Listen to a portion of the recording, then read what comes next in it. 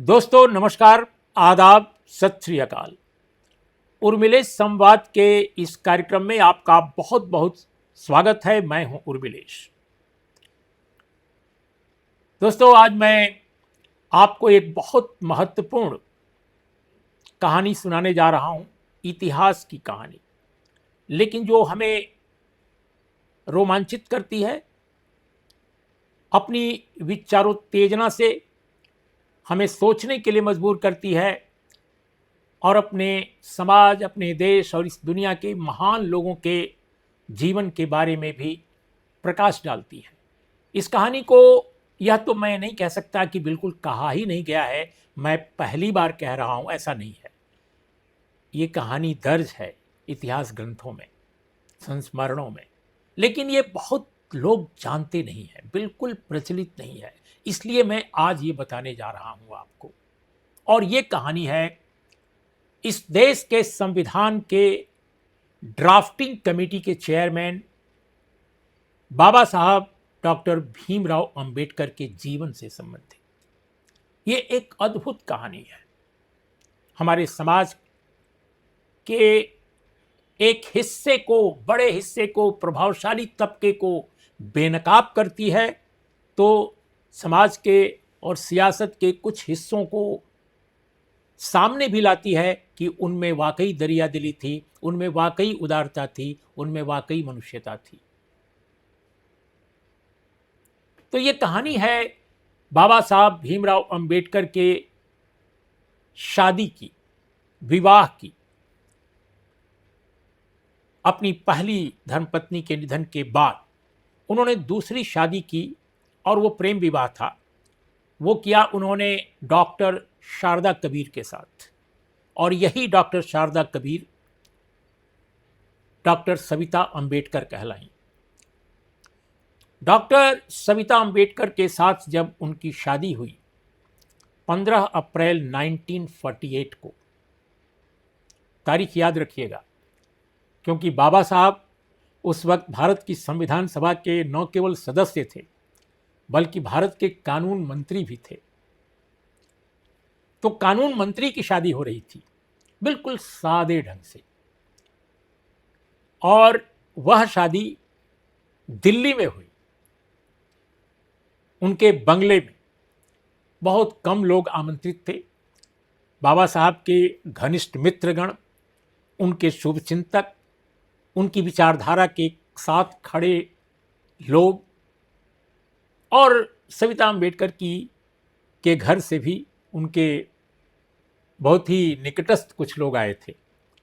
कुछ लोग दोनों तरफ से थे, लेकिन एक छोटी सी गैदरिंग थी और शादी हुई। शादी के बाद, या बल्कि शादी से पहले, यूं कहा जाए, शादी से पहले और शादी के बाद इस देश के मीडिया ने, आज हम मीडिया के बारे में कहते हैं, कोई कहता है टीवी पुरम, कोई कहता है मनु स्ट्रीम मीडिया, कोई कहता है मेन स्ट्रीम मीडिया, कोई कहता है गोदी मीडिया। लेकिन दोस्तों उस वक्त भी मीडिया का हाल क्या था? आज़ादी हमें मिल चुकी थी, लेकिन कैसा मीडिया उस समय भी था। इसीलिए मैं कहता हूं कि इस देश में मीडिया का कभी स्वर्ण काल नहीं था, गोल्डन पीरियड नहीं था, सिर्फ सवर्ण काल ही था। सवर्ण काल, स्वर्ण काल, दोनों में फर्क है। तो उस वक्त मीडिया के बड़े हिस्से ने 13 अप्रैल से ही छापना शुरू कर दिया था, 14 अप्रैल से, बल्कि 13 अप्रैल को छपी जो लिखी खबर 14 अप्रैल के अखबार में छपी थी, और कुछ तो बाद में भी छपी। तो अखबारों में उटपटांग छापा गया कि कैसे एक बहुत ही कुलीन सारस्वत ब्राह्मण परिवार की कन्या, भारत के एक अनटचेबल समाज के एक सियासतदान या राजनेता, जो कॉन्स्टिट्यूएंट असेंबली में हैं, जो कानून मंत्री भी हैं, उनके साथ शादी कर रही है। बड़ी नाराजगी जाहिर की गई मीडिया में। ऐसा लगा जैसे कि वो आसमान टूट गया है। इतने वर्षों तक इस देश में समाज सुधार आंदोलन चले, जात तोड़क अभियान चला, और हर धारा के लोगों ने अभियान चलाया, लेकिन इस देश के मीडिया के अंदर वो कीड़ा घुसा हुआ था कि एक कुलीन ब्राह्मण परिवार की विदुषी पढ़ी लिखी लड़की ये क्यों शादी कर रही है इससे। ये नहीं कि ये दुनिया के महान एक बुद्धिजीवी, महान विचारक, महान चिंतक जो इस देश को संविधान दे रहे हैं, ड्राफ्ट करने वाली कमेटी के चेयरमैन है, देश के कानून मंत्री हैं, ये नहीं था अछूत, अनटचेबल। ये दिमाग में कीड़ा घुसा था। तो बहुत लोग मीडिया में इस तरह की चीजें लिख रहे थे। और कौन कौन लोग लिख रहे थे, आप नाम सुने तो दंग रह जाएंगे। हम बताते हैं आपको। लंदन से छपने वाले डेली मेल में बड़ी कहानी छपी, और वो कहानी किसने छापी? यहीं इंडिया में बैठे उनके करेस्पॉन्डेंट ने, इंडिया के करेस्पॉन्डेंट ने छापी लंदन के डेली मेल में कहानी। और उसमें उटपटांग लिखा गया, बहुत ही कलुषित दिमाग से भरी हुई भाषा में लिखा गया। इतना खराब लिखा गया जैसे मानी आप शादी पर तो अप्रिसिएट नहीं कर रहे हैं कि भाई जाति तोड़कर शादी हो रही है, चलो ठीक है, आपके दिमाग में कीड़ा है, आप कीड़ा उगल रहे हैं, लेकिन आप अप्रिसिएट अगर नहीं कर रहे हैं तो इतना कलुष क्यों आप प्रकट कर रहे हैं, अपने अंदर की इतनी गंदगी क्यों आप उड़ेल रहे हैं। ऐसी खबर छापी गई, इतनी नाराजगी हुई लोगों में, आप कल्पना नहीं कर सकते। सरदार वल्लभ भाई पटेल जो देश के गृह मंत्री थे, सेकंड नंबर में कैबिनेट के वो सदस्य थे, उन्होंने नेहरू को खत तक लिख डाला कि इस तरह की खबर लिखने वालों पर जरूर हमें सोचना चाहिए कि क्या कार्रवाई कर सकते हैं, या कैसे इस तरह के दिमाग से निकलने वाली खबरें कैसे छप रही हैं। ये सब चीजें हुई हैं ऑन रिकॉर्ड। न्यूयॉर्क टाइम्स में भी खबर छपी जो डेली मेल के अपेक्षा उतनी खराब नहीं थी। Times of India Delhi Mumbai दोनों ने कहानी छापी, लेकिन टाइम्स ऑफ इंडिया की खबर भी, उसमें भी ये चीज तो थी कि किस तरह से एक कुलीन ब्राह्मण परिवार की लड़की कैसे अछूत से शादी कर रही है, ये सब चीजें उसमें थी, लेकिन उतना कलुष भरा एक वर्णन नहीं था। तो एक चीज तो मैं ये बताना चाहता था। और मजे की बात है कि सविता अंबेडकर जी ने अपने जीवन काल के दौरान जो कुछ संस्मरण अपने लिखे, उसमें ये सब चीज़ें दर्ज हैं। आप उनकी जो ऑटोबायोग्राफी है, आप Baba Saheb my life with doctor Ambedkar, Savita Ambedkar, translated from Marathi by Nadeem Khan, इस किताब के पेज संख्या 102, 103, 104, 105 इसमें भरी पड़ी हैं वो सारी चीज़ें।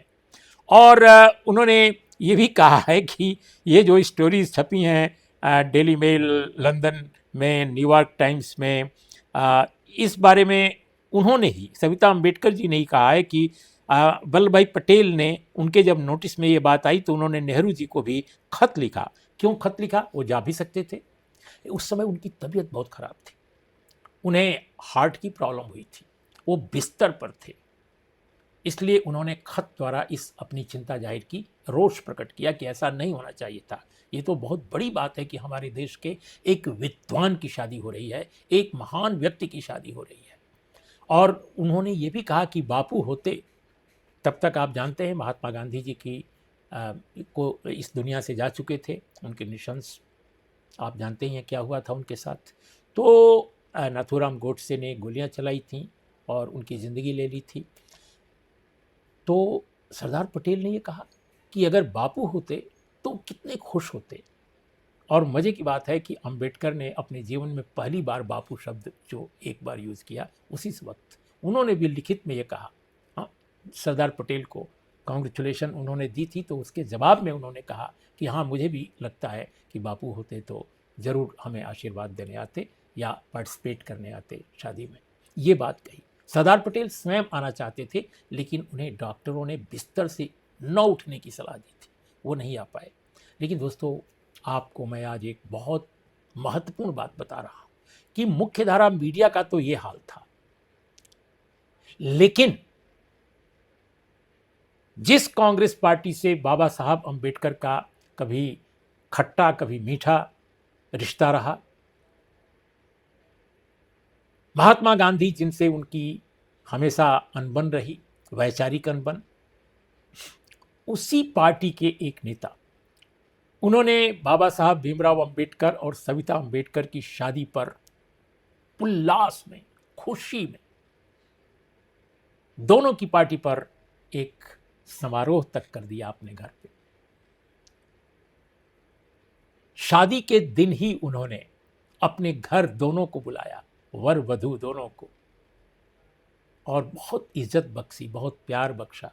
उम्र में बड़े थे और वो थे कोई और नहीं, गृह मंत्री सरदार पटेल, जो बिस्तर पर थे, लेकिन उन्होंने बुलाया, आमंत्रित किया दोनों को अपने घर, पार्टी पर भोज हुआ। हालांकि सविता अंबेडकर जी ने कहा है कि उनकी तबीयत इतनी खराब थी कि हम लोग नहीं चाहते थे कि हम लोगों के यहाँ देर तक हम रुकें और वो लगातार इंगेज रहें उस समारोह में, इसलिए हम जल्दी ही चले आए थे। लेकिन ये बहुत बड़ी बात है कि अंबेडकर साहब और सविता अंबेडकर की शादी के समारोह में जो गृह मंत्री पटेल थे, उन्होंने अपने लॉन में ही अपना बेड लगवा दिया था। उनकी जो लॉन थी, जहाँ वो छोटी सी पार्टी हो रही थी, वहाँ उन्होंने बेड लगवा दिया था और अपने बेड पे उन्होंने अंबेडकर साहब को बैठने का इशारा किया, सविता जी को बैठने का इशारा किया और काफ़ी दुलारा, काफ़ी खुशी जाहिर की अंतर्जातीय विवाह पर। और दोनों कितने योग्य हैं, कितना शानदार मैच है, ये इस पर खुशी जाहिर की और बहुत आशीर्वाद दिया सरदार पटेल ने। तो यही एक कहानी है कि जिस बाबा साहब डॉक्टर भीमराव अंबेडकर से कांग्रेस के इतने कॉन्ट्रडिक्शन थे, उसमें इंडिविजुअल स्तर पर कुछ लोग थे जो बाबा साहब को बेहद प्यार करते थे। और हो सकता है कि विचारों में मतभेद हो, लेकिन उस दौर के जो लोग थे, स्वाधीनता आंदोलन से निकले थे, सबकी, ज़्यादातर की तो पढ़ाई लिखाई ही विदेश में हुई थी, दुनिया के सर्वोच्च विश्वविद्यालयों में। तो उनके अंदर आज के नेताओं की तरह वो चीज़ें नहीं थी। हम कहना नहीं चाहते, आप समझ रहे हैं, कलुष उतना नहीं था, इतना ईर्ष्या, इतना द्वेष, इतना षड्यंत्र नहीं था। बहुत अच्छे ढंग से जीने वाले, रहने वाले लोग थे, मतभेदों के बावजूद। और जवाहरलाल नेहरू ने भी उस शादी के मौके पर बधाई का, शुभकामना का संदेश बाबा साहब को भिजवाया। उनके शादी के समारोह में उपस्थित होने का तो मेरे पास कोई साक्ष्य नहीं मिला, मैंने खोजने की कोशिश की लेकिन नहीं मिला। लेकिन उन्होंने निश्चित रूप से एक खत भिजवाया और उसके साथ ही उन्होंने इन लोगों को शुभकामना, बधाई दी, सविता जी को और बाबा साहब को। इसके अलावा जिन लोगों ने दी उसमें कैबिनेट के तमाम मंत्री थे, तमाम बड़े बड़े लोग थे और कांग्रेस पार्टी के नेता थे, अन्य पार्टियों के भी लोग थे, जो इस तरह के तमाम लोग थे।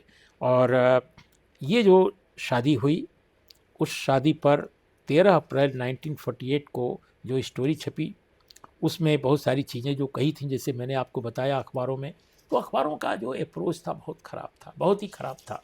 और ये महज संयोग नहीं है कि वो सिलसिला आज तक जारी है जिस तरह से हम लोग देखते हैं। और शारदा कबीर का नाम तक गलत छपा था टाइम्स ऑफ इंडिया, और इसको सविता जी ने अपनी किताब में भी लिखा है। जो शादी हुई तो उसमें टाइम्स ऑफ इंडिया ने अपनी रिपोर्ट में लिखा कि भारत के कानून मंत्री डॉक्टर BR अम्बेडकर ने गुरुवार की सुबह अपने दिल्ली स्थित बंगले 1 हार्डिंग एवेन्यू में डॉक्टर मिस लक्ष्मी कबीर से शादी कर ली, जबकि लक्ष्मी नाम नहीं था, शारदा नाम था, शारदा कबीर। तो ये बात उन्होंने वहाँ पे एक निशान भी लगाया है।